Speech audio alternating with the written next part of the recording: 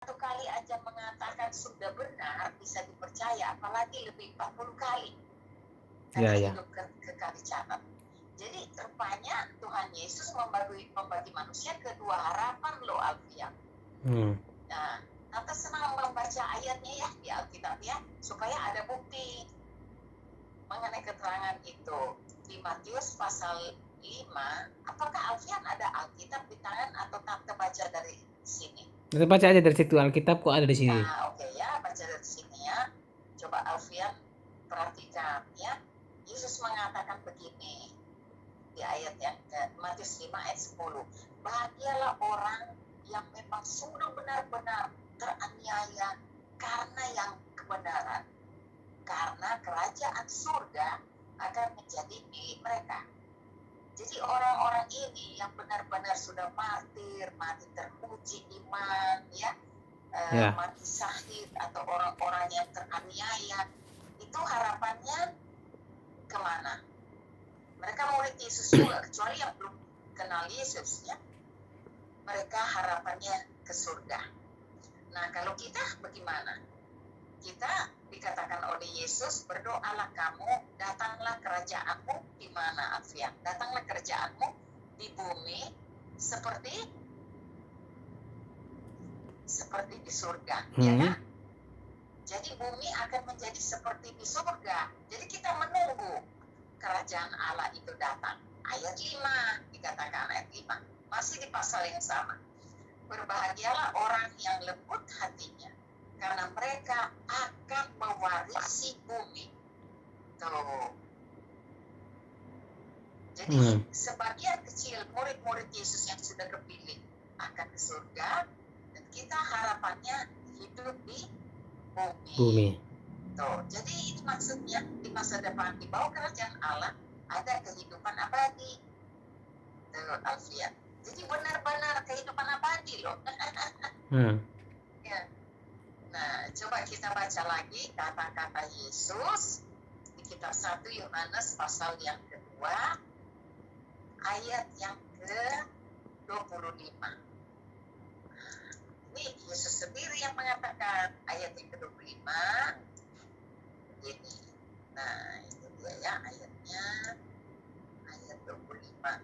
Selain itu, Tuhan sendiri menjanjikan kehidupan abadi bagi kita. Tuh. Jadi ada kehidupan abadi, Alfian. Biasa ya masa depan kita nanti. Sekarang kita masih menunggu. Berdoa, datanglah kerajaanmu di bumi seperti di surga. Ya, luar biasa kalau benar-benar kerajaan Allah itu datang. Ya, kira-kira suasana bumi berubah nggak, Alfian? Kalau kerajaan Allah benar-benar datang?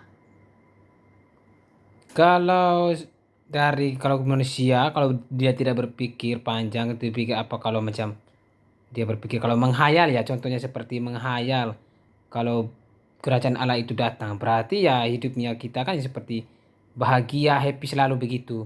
Tapi kalau orang yang memang berpendidikan, dia berpikir panjang bahwa hanya Tuhan menjanjikan kita bahwa akan ada kerajaan Allah yang akan datang. Berarti kerajaan Allah seperti yang di dalam surga begitu. Itu aja menurut saya. Ya, oke. Kalau kata kerajaan, Alfian, berarti ada rajanya enggak? Ada apa? Identik dengan kerajaan dan raja. Kalau kerajaan kan ada tahta dong di situ. Iya. Iya. Coba kita lihat, Alfian. Ya, sebenarnya kerajaan Allah, siapa yang menjadi raja, siapa yang duduk dalam kerajaan, di sini katakan oleh Matius pasal 25 ayat yang ke-31 dikatakan, suatu putra manusia datang dalam kemuliaannya bersama semua malaikat, dan dia duduk di tahtanya yang mulia. Nah, siapa yang duduk di tahta yang mulia, Alfian? Yang dimaksud duduk di tahta yang mulia di surga nih, di surga loh. Itu yang dikatakan Yesus, Yesus atau siapa yang katakan? ya pasti kalau dibilang pernah jadi putra manusia, siapa tuh? Yesus. Betul, tepat jawabanmu. Kita lihat jawabannya sebenarnya ada di ayat 34. Kemudian raja itu berkata kepada mereka yang di kanannya. Nah, Yesus hakim yang perkasa mulai mengadili manusia. Dibagi manusia kedua golongan. Yang diperkenan ada di sisi kanan dan yang di sisi kiri tidak punya harapan. Nah, Yesus menjadi raja di surga. Dan Yesus itu direspek oleh semua malaikat loh. Ya. Di surga dikelilingi oleh semua malaikat. Luar biasa. Nah, bagaimana kalau kita menjadi warganya, Alfia? Ya kalau kita menjadi warganya ya kita happy, bahagia kan bersama Yesus. Kita bahagia, happy. Apa? Kita kan bahagia, happy kalau menjadi warga Yesus kan? Betul, betul. Saya juga mau. Ya. Iya, betul. Kenapa tante pertanyaannya seperti itu? Karena Alkitab sudah menjelaskan.